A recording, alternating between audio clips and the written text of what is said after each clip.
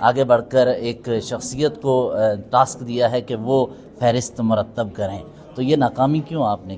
دکھائی ہے؟ دیکھو، میں نے ابھی کسی کی سٹیٹمنٹ نہیں پڑھی، میں ابھی نکل رہا ہوں ایک لا اینڈ جسٹس کمیٹی کی میٹنگ سے جو تقریباً 4 گھنٹے چلتی رہی، تو میں نے کوئی ایسی سٹیٹمنٹ ابھی میرے ذہن سے گزری نہیں ہے، نہ میرے سامنے آئی ہے۔ میں اس کی دیکھوں گا تو پھر کمنٹ کر سکوں گا۔ جہاں تک کمیٹی کا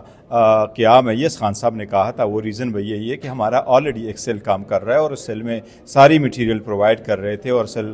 دن رات کام کر رہا ہے، کتنے لوگ مسنگ ہیں، کتنے اریسٹڈ ہے، اور کتنے جو ہے نا بیل پر ہے ابھی، تو سارا پروسیس ہم چلا رہے ہیں، تو اس لیے اسی پرپس کے لیے رکھا ہے۔ اچھا، شہباز گل نے ایک سٹیٹمنٹ دی، کیونکہ وہ سیاسی اور کور کمیٹی کے ممبر ہیں اور آپ کی سیاسی اور کور کمیٹی کے ممبر بڑے معتبر ہیں، انہوں نے کہا کہ ہمارا عاصم منیر، اس کے علاوہ D G I S I, D G I M I اور D G I S P R سے ہمارا یہ جھگڑا ہے اور اسی لیے ان پہ تنقید ہوگی اداروں پر نہیں، تو یہ پالیسی ہے یہ آپ کی پارٹی کی؟ میں آپ نے جو پہلا کوشچن کیا، چونکہ مجھے اس کی سٹیٹمنٹ کا نہیں پتا تھا، میں نے اس لیے آپ کو کہا، ادروائز ہماری پارٹی کی بالکل ایسی پالیسی نہیں۔ ہماری میں نے پارٹی کی جو پالیسی ہوتی ہے وہ خان صاحب ڈٹرمنٹ کرتے ہیں، وہ نکل آتے ہیں اور پھر political committee, core committee discuss کرتی ہے۔ شارٹ آف اٹ، اگر کوئی اپنی سٹیٹمنٹ دیتا ہے انکلوڈنگ مائی سیلف، تو وہ ایک پرائیویٹ کیپیسٹی میں دیتا ہے، وہ اس کا ذاتی سٹیٹمنٹ ہے۔ اب میں نے اس کی سٹیٹمنٹ ایکچولی پڑھی نہیں ہے کہ کیا لکھا ہے، وہ اس کو سنوں گا تو پھر کمنٹ کر سکوں گا۔ ممبر سیاسی کمیٹی کی گفتگو کو پارٹی آن نہیں کرے گی اگر نہیں، دیکھو، ممبر ہمارے ہیں اور ممبر ایک ذاتی کیپیسٹی میں کوئی کرتا ہے تو یہ اس کا رائے ہوتا ہے،